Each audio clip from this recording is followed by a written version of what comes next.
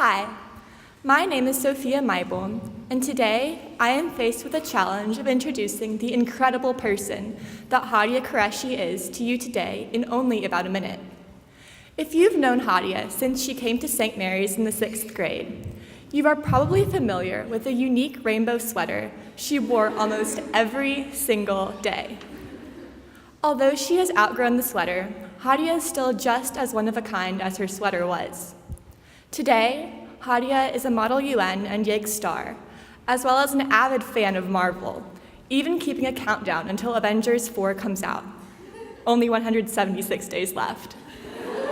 From her hey-yos to her peace signs, the class of 2019 would not be complete without the intelligent, thoughtful, and kind friend that Hadiyah is to all of us. I know that she has something amazing to share with us all today, so please give it up for the one and only Hadiyah Qureshi.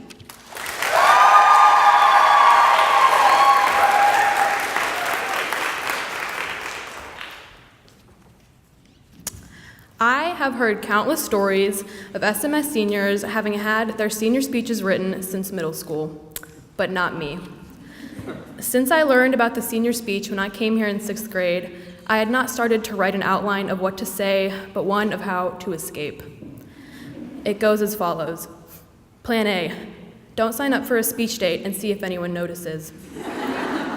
Plan B, write a speech, but make it so bad that, out of mercy, they let me skip.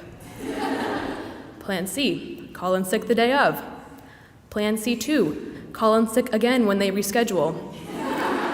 Plan C3, somehow purposefully catch a cold, so when I call in sick for the 3rd time, I have an excuse and they won't get suspicious. I had a plan D, but I'll get to that later. Now, I did not formulate these plans for the purpose of skipping the decade-long senior speech tradition for fun, but mainly for one other reason, my fear of public speaking. I dread the times when I have to talk in front of any large group of people, let alone the approximate 500 students, faculty, and family members that occupy this chapel for every senior speech. I stress about giving presentations and PowerPoints in any class, and I am not even going to start on junior year at TED Talks. I know hate is a strong word, but I'll go ahead and say that I hate public speaking.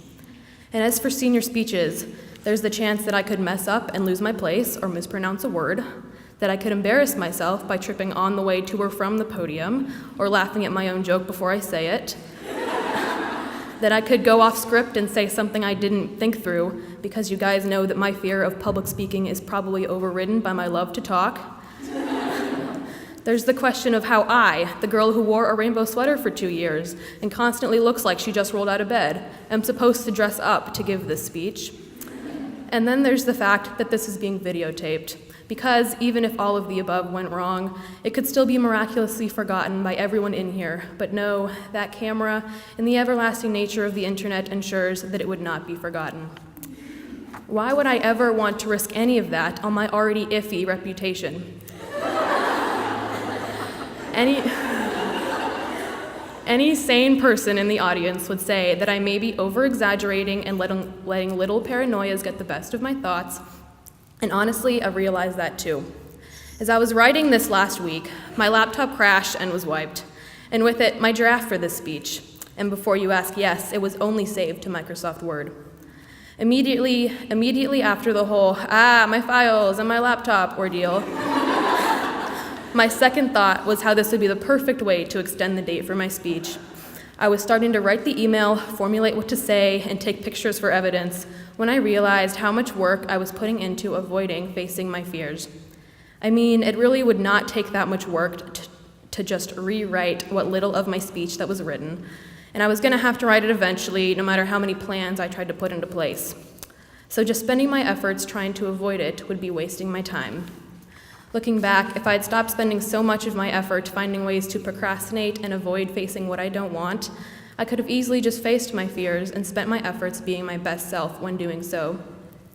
So here was my plan D. If all else fails and worst comes to worst, the only other option besides disappearing off the face of the earth is to write a speech and just go up there and say it, because even middle school me recognized that some things are inescapable. So my advice to you all, number 1, use Google Docs. Future you is going to thank me if you ever lose access to your computer or your hard drive.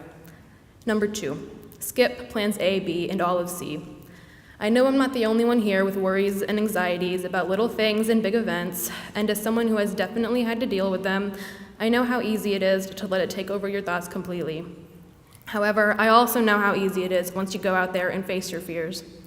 As sports brand Nike and actor Shia LaBeouf said, just do it. Just write that essay instead of burning down your pineapple house because you don't want to do it. Just speak up in class instead of letting yourself be called the wrong name for 3 years. Just take that course, just ask that question in class, just write that speech. Don't hold yourself back because you'll never know what it's like to face your fears until you've done it. Thank you.